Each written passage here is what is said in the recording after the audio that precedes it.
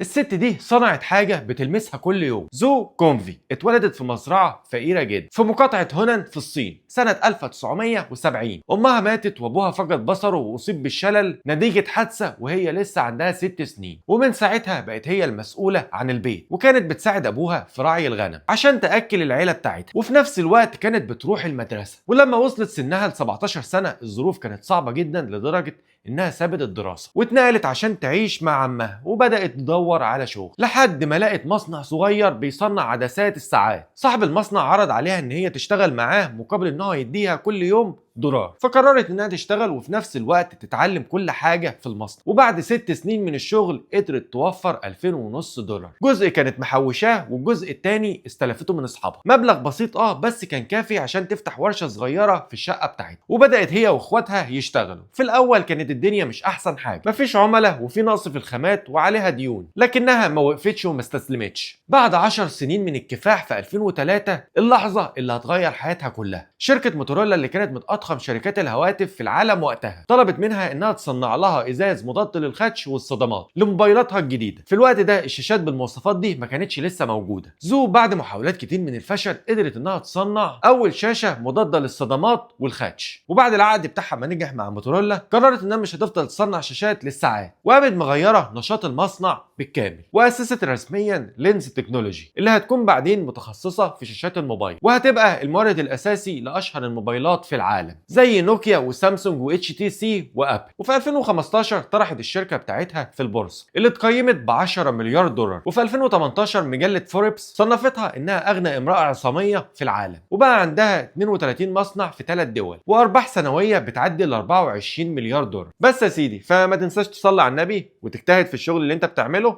سلام.